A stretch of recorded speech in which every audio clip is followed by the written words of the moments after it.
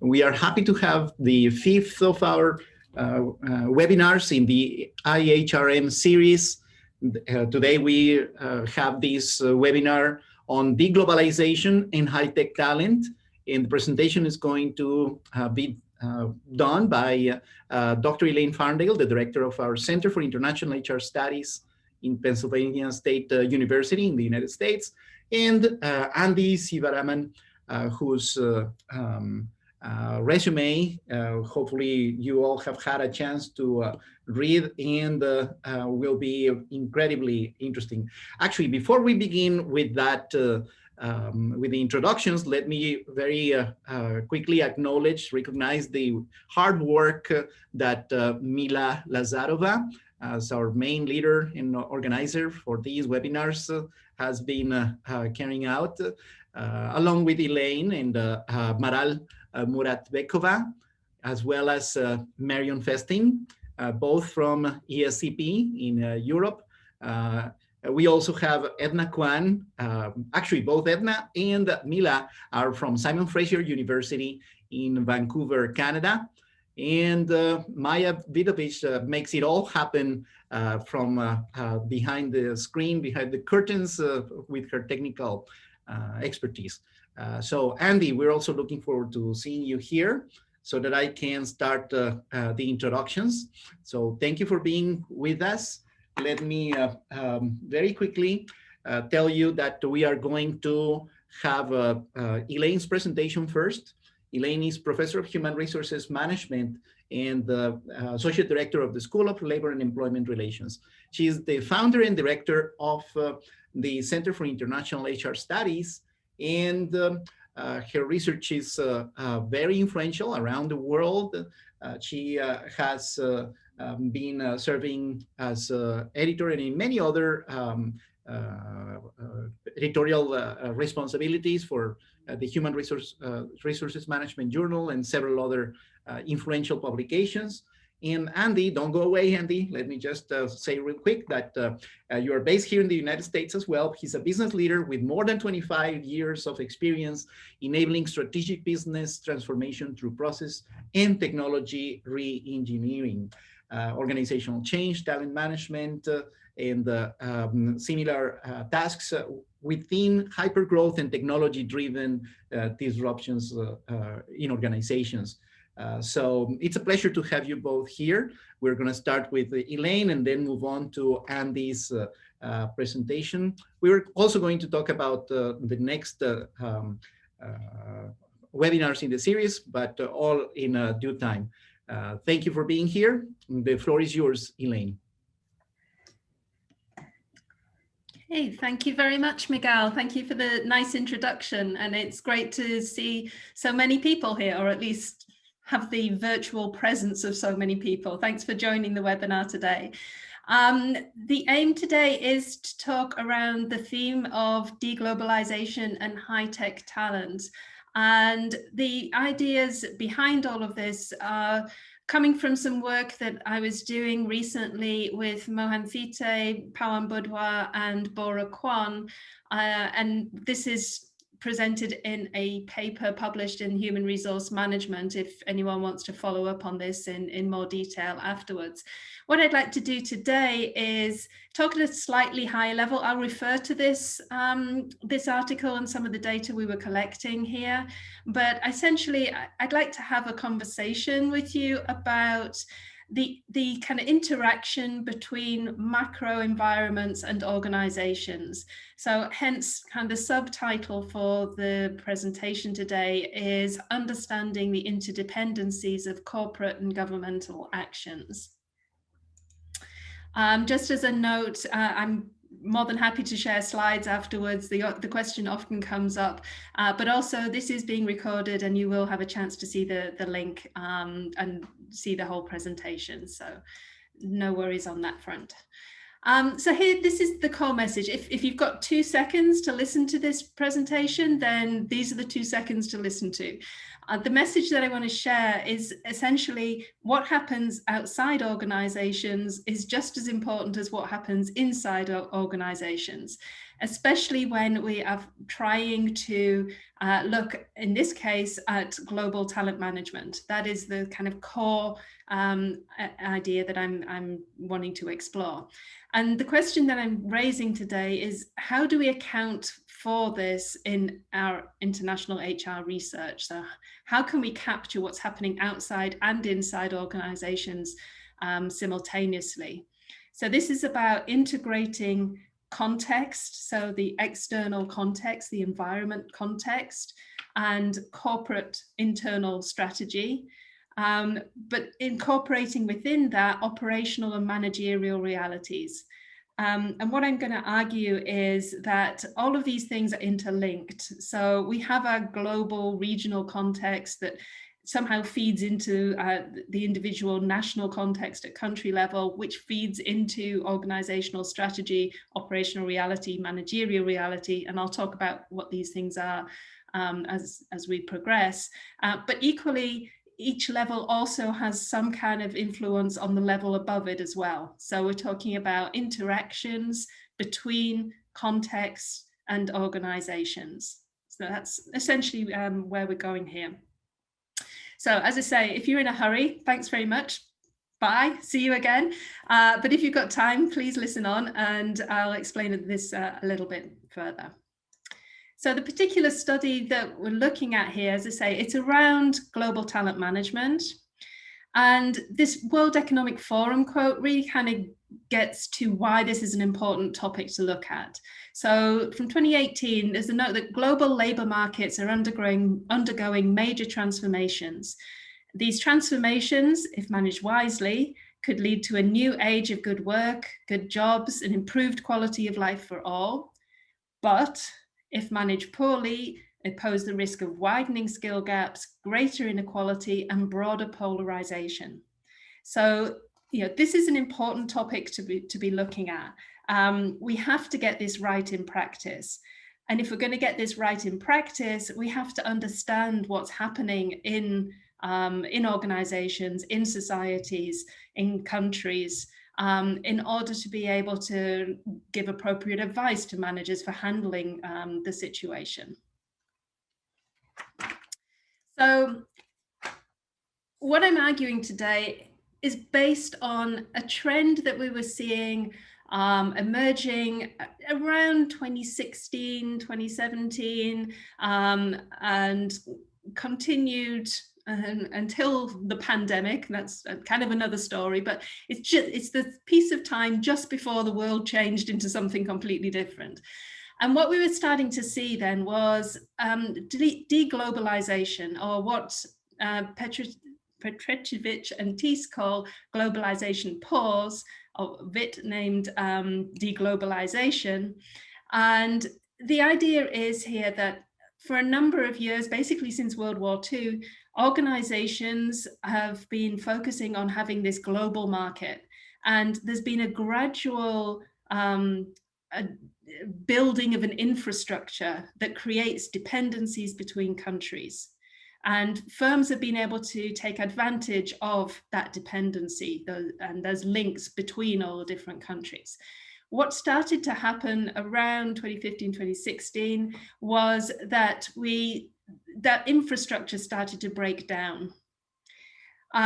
So we had this kind of trend of political nationalism that was occurring in many developed economies. And it manifested itself here in the US with the kind of America first thinking, or the UK with Brexit, and the voting of various more kind of right-wing, inward-looking parties in governments across a number of European countries as well. But basically what that means for talent is that the borders between countries were becoming less permeable. So this demonstrated itself through restrictions in immigrant visas, individuals less keen to move between countries because of the uncertainty, and these tensions in workplaces due to societal anti-immigrant sentiment. So the whole thing was starting to kind of shut down and borders sort of close, which basically we were looking at how do firms who have been relying on a global talent pool then manage when suddenly that global talent pool has just kind of been pulled away and we have to start looking closer to home? So we set up the study to identify the coping strategies that high-tech firms were adopting to handle this deglobalization context when they're used to relying on global talent and global STEM talent. STEM is specifically the science, technology, engineering, and math talent. So these kind of high-skilled technology recruits that are required in organizations. And the study was an interview and focus group based study across the US, UK, and Australia. That's the background. The other piece here is there really a need for global talent, global STEM talent in the high-tech industry? The quotes here kind of prove the point. There's a general heading of STEM businesses have warned of a growing skill shortages as they struggle to recruit qualified workers in science, technology, engineering, and mathematical fields. In Australia, that manifested itself here by saying that 56% of employers have difficulty recruiting for STEM occupations. In the UK, 7 out of 10 recruiters that rely on high-tech STEM talent said they had found it difficult to hire staff with the required skills. And then 48% are looking abroad. And the USA House of Representatives Committee looking at this very specific issue, saying that when we look at the state of STEM education and the STEM workforce in the US, we also have cause for concern. Our students have not shown improvements in math or science assessments in the last decade, and they continue to perform well behind the average for the top performing countries internationally. So there is a national level, an organizational level acknowledgement that there are shortages of talent, and we kind of need this global talent flow. Excuse me. So what can firms do about it? There are a number of different strategies that can be adopted to try to get this high-tech talent into the organization. And what you can see on the screen when I talk through a little here is basically a summary of what came out of our study. We started by exploring, what are the options, but then every option that we discussed with people also had a limiting factor. So it was very difficult to say, okay, this is the approach that we need to take. So these are some of the challenges that came up. So the first one is about retraining existing talent. So people who are inside the organization. If we can't recruit from outside, let's look inside and retrain people. The trouble here is largely around the technology that is the technical skills that the organizations are wanting. And these technological skills take time to develop. And unfortunately, also, technology kind of moves faster than you can actually train people. So, it's a challenge to be able to get people up to speed in time. So this is both cost and time prohibitive. Another option is we just recruit locally. If we can't recruit from overseas, we'll recruit locally. But there's people reporting, just like the quotes I just shared with you, very, very low availability of people and very slow progress in kind of national systems to get people up to speed. So the local recruitment just isn't really a solid option there. So what do? We want to bring in high-skilled people. So we use high-skilled migration, but because of the visa restrictions and things being put in place, this has become very much a last resort. There are other reasons too. So a lot of the high-tech talent is coming from India, but India has also been developing its high-tech companies, and a lot of the talent is being attracted to stay at home. So they're employing more of their own talent.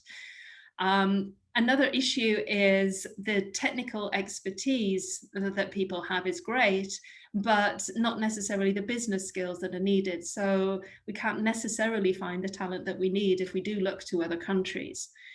The uncertain environment, the knowledge that at any time there could suddenly be a travel ban in place, and that's stopping people from wanting to move and work in different countries.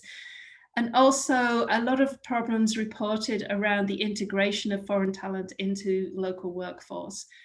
This is partly driven by just having, we're international HR scholars. We know how difficult it is for individuals to kind of adjust into a new environment, but also as a growing sentiment, as political nationalism has grown, a growing sentiment that this foreign talent isn't welcome in the local workforce because it's being brought in to undermine wages or take away people's jobs. So that was additional complications. So if we can't bring people in to where the work is, we move the work to where the people are, and we do what we call captive services offshoring, which basically is saying that we will, it's an in-house activity, but offshored. But that again stopped being an ideal solution, because whereas that used to be a cheap option, we go to a country where labor is cheaper, those costs in those countries such as India have been increasing, as I say, as the business and economy has grown there. So the cost advantages from these emerging economies has diminished. And ultimately, companies found that they can have more effective operations in the country where their clients are based. So locating, your service, your call centers in another country creates customer issues, and therefore it's more desirable to have the talent where you need it, where the customer base is. So ultimately, there's a lot of barriers here. So how do we understand this in terms of what organizations actually decide to do at the end of the day, and how, in understanding that decision-making process, in effect, how we can help organizations think about how to address these challenges going forward. So in this study, we applied co-evolutionary thinking. This field hasn't been applied much, well, it hasn't been applied to the talent management literature to the best of my knowledge, but it has been largely applied to kind of industry type studies. But there's a lot we can learn from it, I believe. So co-evolutionary thinking has two core elements. One is managerial intentionality, and the other is environmental determinism. Managerial intentionality essentially says that managers make choices, but these choices are somewhat unpredictable because managers are human and people make their own decisions. But at the same time, the choices are usually made on past experience and knowledge and skills gained. So there's an element of predictability, but at the end of the day, we can't predict exactly how managers are going to make decisions. But they are making decisions for a reason, because they're trying to do something for the organization. So they're making deliberate strategic choices. If we think about this from a talent sourcing perspective, this is a manager choosing which of those strategies they want to put in place. Is it retraining their existing talent? Are we going to do captive offshoring? Those are decisions that kind of are the essence of managerial intentionality. But what co-evolutionary thinking says is that managerial intentionality does not happen in a vacuum. We don't just kind of close the doors and sit and think, okay, that's what I want to do. There's an element of environmental determinism. So in other words, if we look outside the organization, there we can see that there are various government policies that are going to affect those decisions that managers are making. So policies around education systems, the level of skill inside a country, or the amount of, excuse me, or the restrictions around immigration or offshoring with tax implications and things like that. So the argument is that the environmental determinism then is setting certain parameters for those managerial decisions. And they may be enabling or they may be constraining, but ultimately they are having some element of effect on the managers.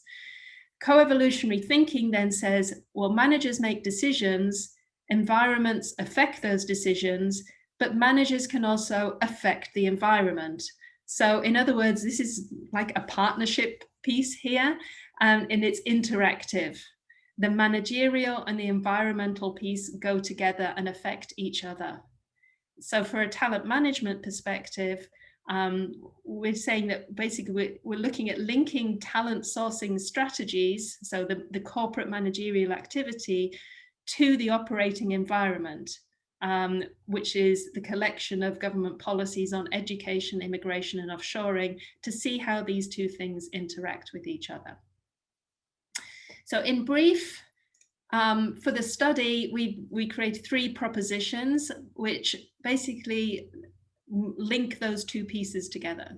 So the first is about managerial intentionality. So in high-tech firms, we expect the need to implement corporate strategy drives managerial intentionality to achieve desired levels of access to high-skilled STEM talent. And then on the other side, the second proposition says the macro environmental determinism surrounding high-tech firms constrains managers' ability to achieve desired levels of access to high-scaled STEM talent required to implement corporate strategy. But then in the third step is the co-evolution piece, that high-tech firms apply managerial intentionality to attempt to influence the external macro environment in which they're operating to create more favorable conditions for achieving corporate strategic goals related to sourcing high-skilled STEM talent. So we collected data from over 40 participants, interviews and focus groups, and essentially the model that we're testing there or exploring, this was exploratory qualitative research, was this notion within high-tech firms there's a need to implement corporate strategy, and that leads to certain managerial intentionality to source this talent. That happens in an environment, in an external macro environment. So environmental determinism affects that need to implement the strategy versus what managers can actually do. But likewise, managers try to influence how that environment influences that relationship. So this is the co-evolutionary reasoning that we're seeing here. So based on the data that we gathered, I'm not going to go into it in any detail here due to the time constraints, but a typical quote here I'm sharing with you. So first of all, one of the ideas that came across was, over the last year or two, there has been a significant change in mood. And what they're talking about here is the deglobalization effect. Things have been changing. So now the situation is we need to address how to achieve the optimum balance, which is primarily driven by 2 factors. So the internal drivers in terms of your business profitability and growth and the future business and things like that. And there are external drivers in terms of you have to also take into account the regulatory requirements, if there are any political issues at government level, government policies, taxations, legal issues, and things like that. So essentially what you're seeing here is a reflection of reality that really drills down into the interdependencies between organizations and environments. So the interdependencies was something that the interviewees were very much focused on, and hence it makes a lot of sense that we should be studying these interdependencies in our scholarly work to be able to address this. Now, the optimum balance that they're talking about here they're balancing 2 things. One is risk management. So excuse me, the extent to which you're prepared to have risk in the organization. And a number of organizations talked about granularizing their approach. So in one part of the business that was operating in a certain type of environment would take one approach, another part of the business would take a different approach because it was having to deal with different challenges. So you get this kind of what was described to us as granularization or customization across the organization. The second part of the balance was said to be achieved by involving multiple stakeholders. So this isn't a simple solution. In order to get to the best talent strategy, organizations need connections with education institutions. They need interactions with government bodies. And by people talking together, then potential solutions that are good for the organization and good for society and the economy can result from that. A quick example here is firms were starting to talk to education institutions, so colleges, universities, to ensure that the right curricula were being put in place so that the right skills 5 years from now are currently being taught. And as a result, then the companies get the right talent kind of flowing in the longer term. So companies were trying to affect their environment, change their environment by having those conversations. So essentially, just to wrap up these thoughts now, how can we use what we've done in this study to take our international HR and global talent management research forward?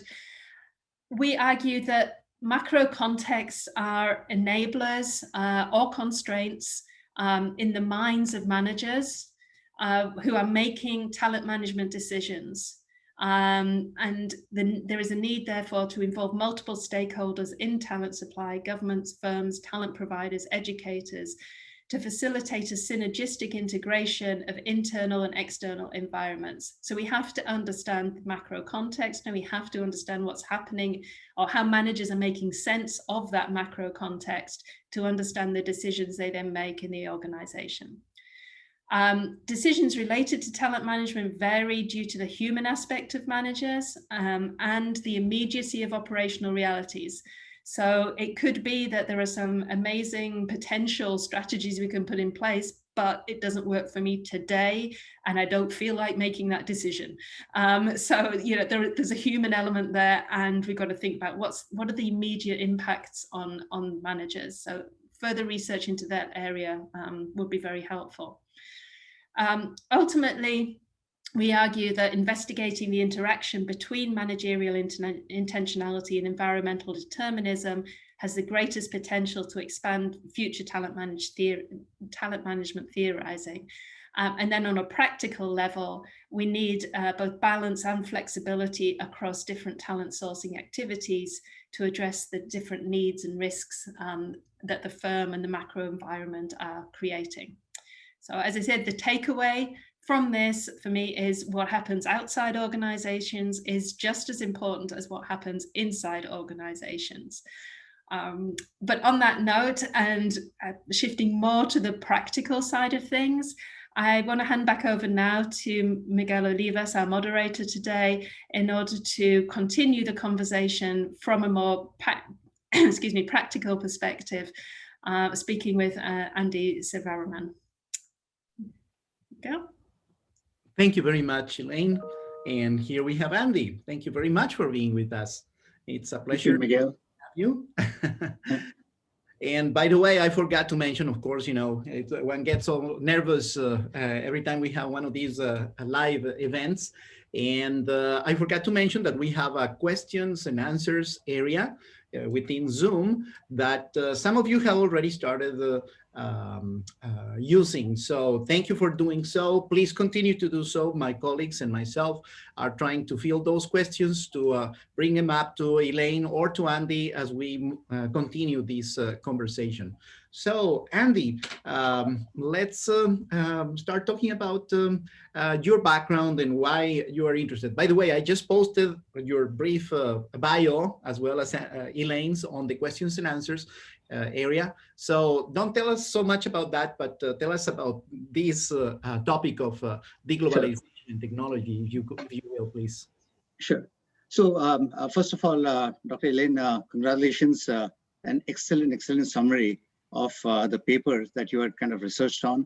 And I had the privilege and the pleasure of being part of that research, because one of my previous companies was a contributor and a participant to that research study.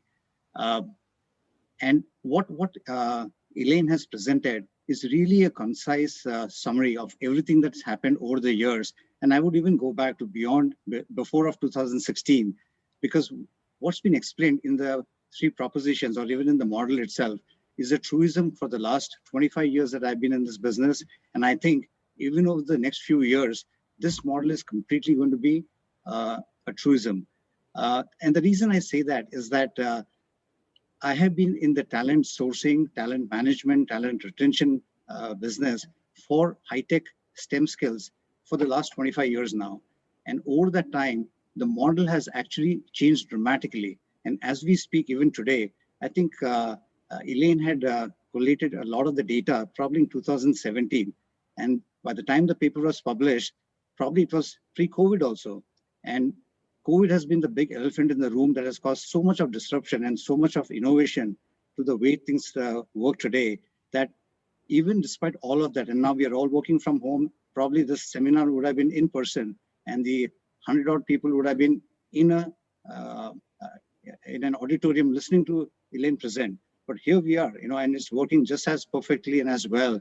And all those changes are something that I have observed and watched over the last 25 years. To give you an example, the first company that I worked for when I came to the US in the early 90s was a company that was US headquartered, US based, and intent only on hiring US based STEM resources as consultants to US customers. And the customers were across industries. It was not only to the high-tech industry, but to the technology departments of automotives, of high-tech, of CPG companies, of retailers, and so on.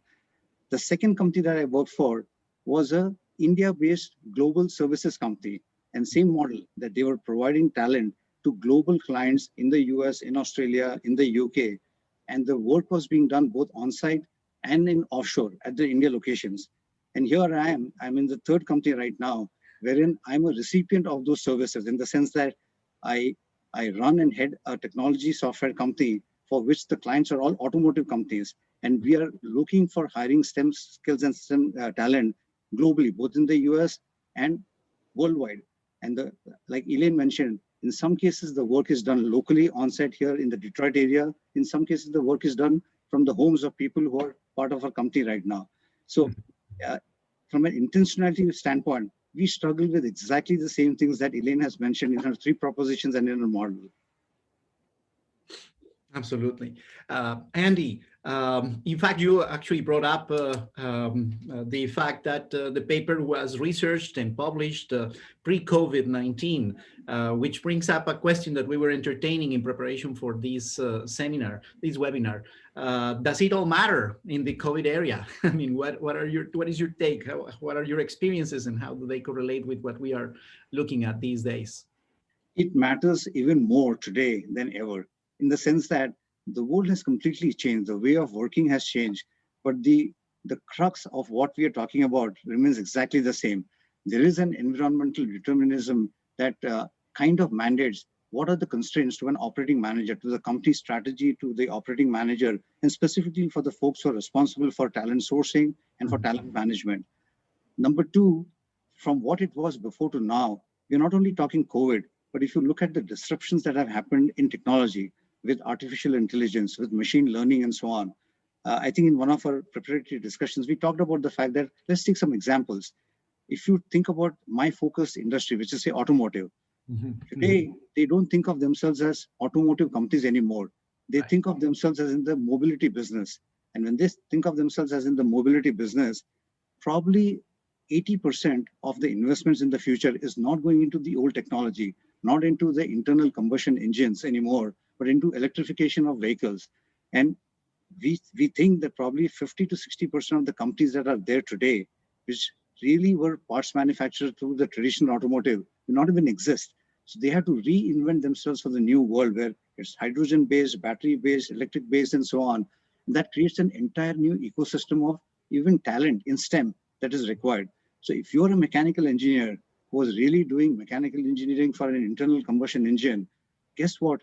Unless you are able to kind of survive in the new world where it's all about hydrogen-based vehicles, electricity-based vehicles, or battery-based vehicles, you might really not even be somebody, in spite of being STEM talent, in spite of being a mechanical engineer, your skills will be not in demand anymore. Okay. Likewise, when we talk about the old world, even in the past, when there was a huge deficit of skills for STEM-based requirements, those are COBOL requirements. Those were essential web-based requirements and so on. And I know of former customers of mine, not to name names, but the largest retailer in the world, they were having to kind of reduce headcount big time. And it's a revolving door. There are lots of people with old world technology skills in IT that couldn't be used anymore because they were no longer relevant to the kind of skill sets that are required going forward. So they were letting go of people from one side and hiring a lot of young people with the new skills on the other side. And that's the truism of what's going to happen going forward. And Elaine touched upon a very important point that today, even for my company, the US is both the market and India is also a market. So when we are sourcing, we are trying to source in the US because we want to kind of be in the communities that we serve. We also want to go wherever the talent is available. And guess what? The talent in India or in China or in Vietnam or wherever the IT folks are, there's a huge demand for them even locally, because India and China and every emerging economy is a market for us. For any company, for a GM, for a Chrysler, for a Microsoft, it's both a source of talent and a source of goods and services to be sold there. So there's an equally high demand for those skills even locally. A short point here.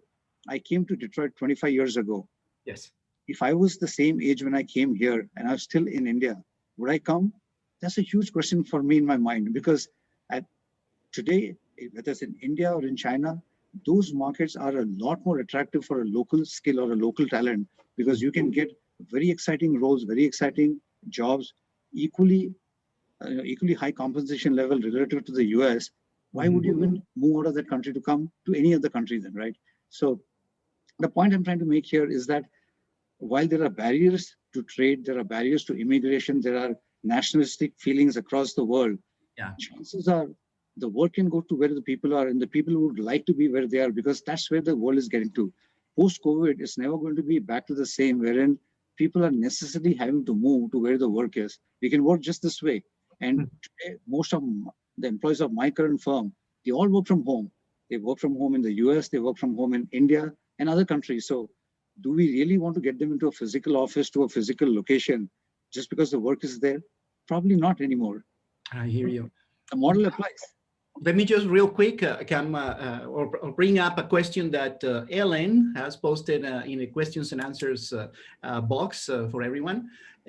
Actually, let me click on answer live, because it's something that I would like to entertain in this conversation. Sure. Essentially, the question is, can you elaborate on what you mean by old work skills, technology skills, actually? Sure. That comes up, that strikes me as a very good question, because I also remember last year news items talking about the need to hire programmers of an old language that I received training for when I was in college. My first degree is in computer engineering, and I remember that many of my classmates and myself did not particularly love learning COBOL, because it was extremely detailed coding and not as fun, not as efficient as other languages that we were using at the time, like C, C#, C++, and whatnot. So what is all world technology skills anymore, especially when some legacy environments actually require us to hire for those old languages and all other at some point considered aged skills, which sometimes become, again, very much current? That's a great question. And let me start with an example. There are, when we talk about talent deficit, there are two parts to it, right? How many engineers are graduating from colleges in China, India, Vietnam, the US, and so on? And what percentage of them are even employable in a company that really values high levels of talent, high levels of skills, high levels of math abilities, logic, reasoning, and so on, which is core requirements for being a high-tech programming person, right? And the short answer to that, let me just give an example of India. Yes. Probably in spite of the volume and the number of people that graduate out of engineering colleges in India, less than 30% of them are truly employable. Based on the quality of the education, the quality of the person who's kind of getting admitted into those schools, and their level of skills and abilities when they graduate out of college, right? So that's the first big shocking data point that people need to know, that just because there's a mass factory of people that are getting graduated from engineering colleges in not only other countries, including in the US to some extent, not all of them are technically qualified and eligible to be employed in these companies, because you might get into an engineering school, but you may not necessarily have the aptitude or passion for actual coding. So that's one. Number two, when we talk about, say, COBOL or basic Java, the old world Java, or just HTML and so on, a lot of those people today, and they've done that for ages. You know, they were supporting and maintaining software or programs in a support position for 10, 15, 20 years. Those are the people today who have 20 years of experience, 25 years of experience, but literally it is 6 months or 9 months of learning multiplied by so many more years, right? They are literally not considered extremely fungible, flexible, learnable to kind of move on to very complex new technology skills that are what are required today, which is all dependent upon data analytics, artificial intelligence, machine learning, and so on. Now, if you really look at some of the code, what we talk about in the industry today, almost all programs are very low code or no code. Those are things that we can all plug and play very easily, right? So we are just swiping our fingers and we are able to move from one to the other. That is literally what the business expects from an IT organization to the end customer. That like requires... Elaine was saying, I'm sorry, real quick, and I would like to bring Sure. back Elaine into our conversation, because I think you are alluding to several sections of her talk in which she was talking about the different strategies for talent management that companies are doing. And let me take advantage also of this small interruption to tell everyone here before people start moving to other occupations or commitments, that the next webinar series in our series is going to be taking place on March 11, 2021, when Professor Sebastian Reiche from IES Business School in Barcelona, Spain, will be joining us for the next of our IHRM webinar series. And thank you, Elaine. Sure. Kindly sharing this information. So Elaine, actually, we have a couple of more questions coming up, but I'm going to let you talk about addressing this issue of the skills, the trainability, the importance of soft and hard skills, if you will. Please go ahead.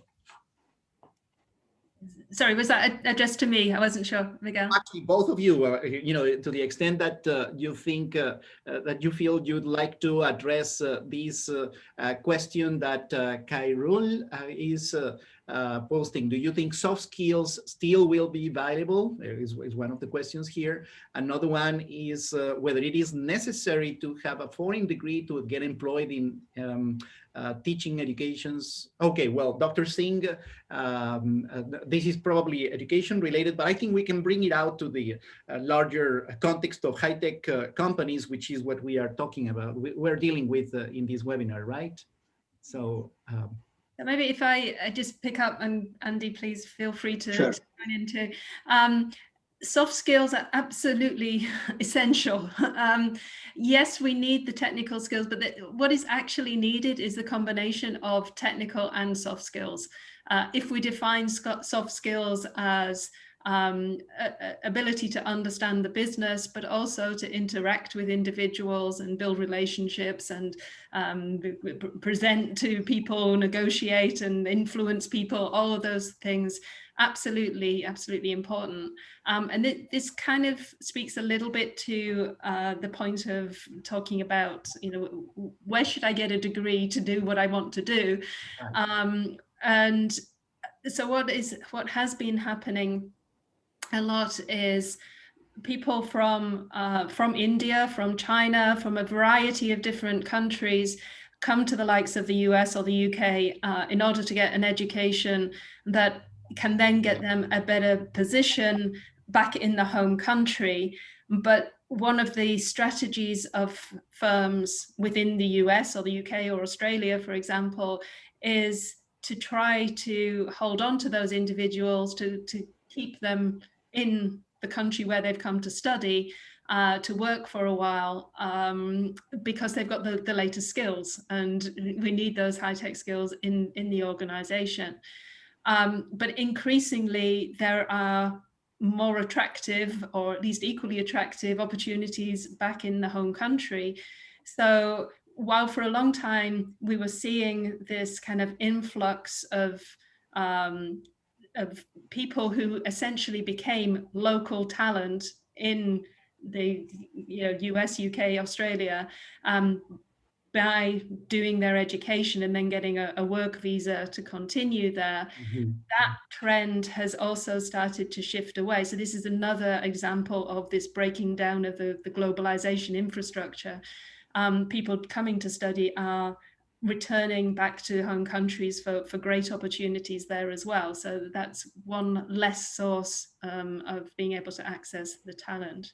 Andy, do you have? Yes, the thing I'd add is that, I think part of the question was, what are the skills that are becoming obsolete or not required anymore and getting replaced by higher tech skills? So think of anything that was just maintenance. The entire industry around business process outsourcing. There were hundreds of people that were employed to do just manual clerical processing work that would be easily lifted and shifted, right? Now, with a lot of automation, a lot of bots, a lot of artificial intelligence, that entire work is kind of getting so automated that the entire army of people that were doing, say, manual claims processing, insurance processing, healthcare processing, you just don't require that many people anymore. Including, if you look at in IT, every program, every software needed an army of people to do core testing before it gets released to the customer for us to use, right? Most of the testing is now getting automated. What used to take weeks and months can now be done in days and hours. And with that level of automation, a lot of people who are basically testing related folks are all kind of going to be done. So one of the interesting slides that Elaine you had shared was that according to the World Economic Forum, if it is handled right, there will still be a lot of jobs in the future. And if it is not handled right, there will be more economic disparity between those who are doing well and those who can't even afford to find a reasonable job. That is going to be an issue in the sense that with a lot of the technology changes that are happening, a lot of the things that are getting automated, think about it this way, 10 years back, we were thinking about in the US, with so much of outsourcing, with so much of work going overseas, what are all of us going to be doing in the US now? Because all manufacturing is outsourced, IT is outsourced, your supply chain is outsourced and so on. In the US, are we just going to be delivering pizzas to each other and mowing each other's lawn? That was a joke, right? But if you think of that joke today, you don't even have to deliver pizzas anymore. The drone is going to deliver your pizza. You don't have to mow your lawn because something like a Roomba, which vacuums your home automatically, can be also be doing your lawn work. But having said that, that's a joke. But having said that, there is going to be exponential impact of technology that's going to create jobs that we don't even know today. But the point is that technology requires a very, very different and a higher caliber of skill. That's not what is there with the programmers of today. Most of them, and I can tell you, it's really in the West European countries, it's in the US, in the Silicon Valley and so on, where a lot of innovation, a lot of high-tech minds are working to kind of radically change the way tools are used. For example, look at your Apple phone. It has really replaced so many things that we used to do before, whether it's your wristwatch, whether it's your torchlight, whether it's PayPal, and all kinds of things are on one phone. You can't design that with a normal, standard, common kind of thinking of a programmer or an IT person. It requires some really innovative, out-of-the-box thinking, which is why there is a huge premium and a demand for top talent coming out of the best engineering schools. That is always going to be in real short supply. It is, Actually, let me bring up this point. And actually, let me, two things. First of all, for those of you that have raised your hands as participants, I'm going to apologize in advance because we are not going to be able to ask for collaboration, for open mic participation. We're channeling everything through the questions and answers section. And even those are probably not going to be enough time to cover them all. But still, let me just read a couple of them that have been brought up to my attention by our fellow organizers of this webinar. Carlos Baldo, for example, is telling us that a few years ago, a book or paper by Finley and Coverdale that was arguing how common the use of executive recruiters is to acquire or poach talent from others in the IT sector. So he asks Anand, Andy, how companies might react after they realize that their talent is being poached? And to Elaine, did your study find that the use of headhunters had been institutionalized in the IT sector? Actually, these questions dovetail or correlate pretty nicely with Elizabeth Newhammer's, who asks, who will be brave enough to dare study STEM, knowing that only 20% of the graduates will be considered employable? And of course, this is a question of global talent management, which Karine Magnon Tonli, thanks you both for your insights on global talent management. And she asks if you think that online talent platforms, and she brings up the example of McKinsey, could take off to support governments and organizations to source talent independently of their location. So I'm going to stop now and give you a couple of minutes to react to these barrage of 3 questions that are, I think, very interesting and very relevant. So let me go first, Elaine, and let me try to answer very quickly as many questions that I can. Number one, executive recruiters and talent management companies are always going to be in super high demand because executive searches, specific searches, and trying to hire away really good talent is always going to be very high premium. There are very few of them, and anybody that you can get are like their weight in gold. And they bring along with them the kind of talent that work with them. And that's how most companies hire. They hire a key talent person, a key individual who brings his entire team along with them. They're willing to kind of pay off the company from where they're coming, including any lawsuits of breach of contract and so on. So that's one part. It is the way that most senior talent is solicited either through private equity companies, through executive search firms, or because you know that person directly. So that's one part. The second question, I think, was about if only 20% of the STEM talent is even going to be employable downstream, who will even dare to go there? My answer to that would be, don't go in there just because that is a space that is hot. That's a space where the biggest dollars are being paid for the right talent and so on. You should go into STEM only if you're really passionate about STEM, if you really love math, science, technology, engineering and all, because if you don't have the aptitude for that, and I'm prime example, I've been in this business for the last 25 years, and I was sharing with Elaine, I took courses in Java and Java full stack and so on, and I really did not like it. And I really realized that I have no aptitude and no talent for programming. And then your life is miserable after that. But if you really have the talent for that, it is a huge industry of growth. And high-tech talent is required across biosciences, automotive, technology companies, software companies, you name it. There's no industry where you don't need them. But I'd written a paper on observational intuition, which really talked about the fact that you always have to be 2 steps ahead of the market, of the technology trends. If you get into a comfort zone wherein you're in a job and the job is going great for you, very soon you'll be out of a job because technology changes faster than innovation makes technology change very, very rapidly going forward. So if you have the heart for it, you'll always be probably very good at it. So there were 2 answers. I think there was some more substance to your question. Thank you very much, Andy. Elaine, would you like to address some of these questions? You also have access to some of the questions on the Q&A, so feel free to, both of you, but Elaine's turn would be now, I guess, relevant. I'll pick up on the 3rd question then. Andy, you did a great job with the other ones. I think the third piece is very relevant, very interesting. And this is essentially, I interpret the question as, does deglobalization actually matter, given that we're all working remotely anyway, or largely, hence we're having these webinars in this format and everything. And I think this is a great question.